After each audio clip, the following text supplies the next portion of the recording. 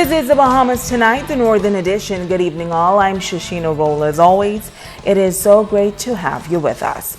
Topping news, the Grand Bahama Port Authority continuing a massive road project in the Freeport area. This latest initiative, which has experienced a number of delays, is now back on track. Joan Davis Roll has the latest. Officials say now the project is back on track, and what many consider a traffic nightmare is about to be over. It is a project which began months ago, and it continues to impact the daily commute at one of the busiest thoroughfares on the island, East Sunrise Highway. The redevelopment of an area that is being converted into a roundabout. City manager with the Grand Bahama Port Authority, Troy McIntosh, says there were a number of unforeseen circumstances that has adversely impacted the project's progress. When you're dealing with existing infrastructure, you need to be very careful. We had the utility companies came out and marked them, but we realized that there were one or two items that were there that were not known, and so we had to proceed with caution. We had to dig, but you had to dig with caution, and because of that, obviously there were some delays. There were some delays with weather, and things that we couldn't control. McIntosh says then there was another factor that played a pivotal role in the project moving forward. Now residents are asking, when will the project be completed? We expect everything to be done before the holiday season, the Christmas season. We'll actually be done with everything. But other than that, like I said, we've asked the public to be a little patient with us. There's been, some delays, unexpected, and we know there have been some level of frustration as a result. But very shortly, we'll be completed. Why a roundabout instead of a traffic light, you may ask? Well, McIntosh says the difference is $300,000 versus $20,000. Well, you do the math. The circle itself is costing well under $200,000 for us. If we had to put a traffic light in place, it causes us about $350,000 for a traffic light, modern day traffic light, like we have at Coral Road and Pioneers Way, like we have at the mall and Pioneers Way. And so it was a choice to look at less maintenance. As you know, roundabouts are safer than traffic light. In fact, about 4 or 5 weeks ago, we had a 4-car pile up here where someone ran the red light. And in many cases, there were some injuries. But when you look at a traffic circle, persons, unless they decide to run through it, you have basically fender benders. Joan Davis Roll, ZNS Network News. While texting while driving is becoming a leading cause of traffic-related deaths around the world, 3 Bahamian brothers have teamed up to write a book on the dangers of texting while driving, and that book will be produced into a movie. Tonight, a representative of the United Nations is endorsing the move. It's already in 180 markets, and the book, Generation Text, will soon become a movie that will partially be shot right here on Grand Bahama.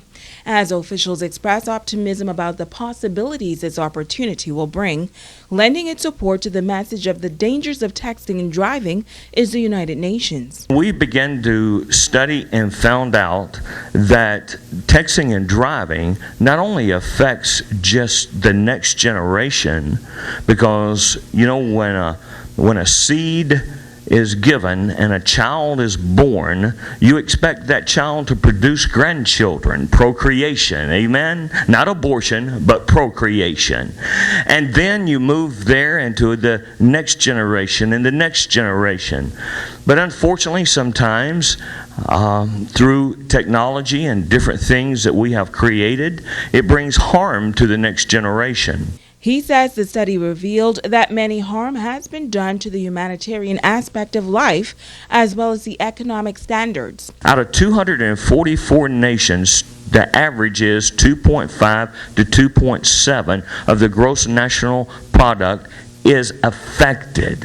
So can you imagine the amount of money that goes into billions of dollars when you count the lawsuits and etc.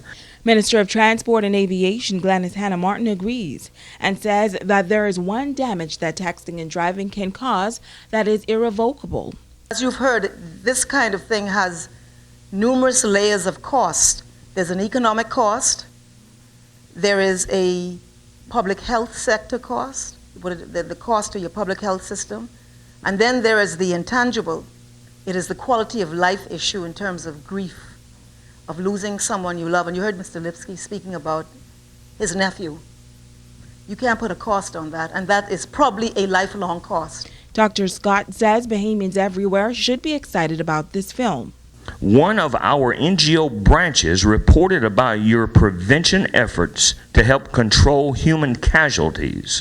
While technology is helpful, it must be used responsibly. Therefore, our Department of ECOSOC commends your humanitarian works, Mr. Steele.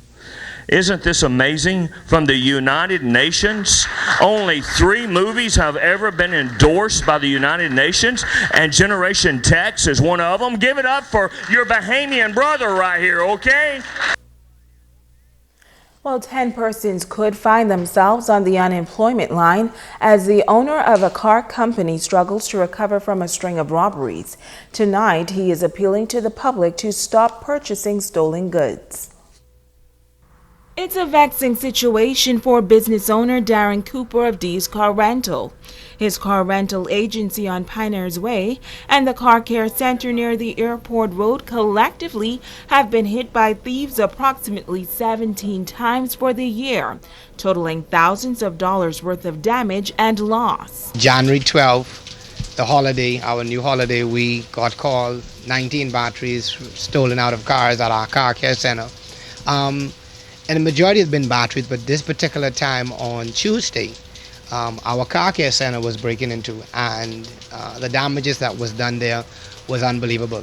Our tools, our welding machine, our D8 machine, batteries out of cars, and you know, you stop and try to wonder, you know, does it make sense? $6,000 worth of goods were stolen from this latest robbery at the car care center. One of the recent break-ins, prior to this, they've damaged our security system. They break in the building and have totaled the camera system that we've installed. And the downside to this is Cooper says he may have to close down that location. 10 young men are employed with the car care center, and he says by the end of the week, they may be without jobs. We want to be able to remain open. We want to be able to keep these young men that are willing to work employed. But if it continues, we really won't be able to continue. And so we're actually making a decision, you know, hopefully by the end of this week, whether or not it will make sense to keep 2 locations open, which is going to impact our young men. Cooper says he has tightened security measures in the past, and since this latest attempt, has revamped how he will secure his property. Help us, you know, put a stop to it. And refuse these items that are on the streets. Don't buy them. If you stop buying them, then the market won't be so hot. Now take a look at this footage. It shows a young man breaking into Cooper's vehicle. He is hoping that someone somewhere can recognize this thief and call him or the police. Stay with us. There's more news right after this.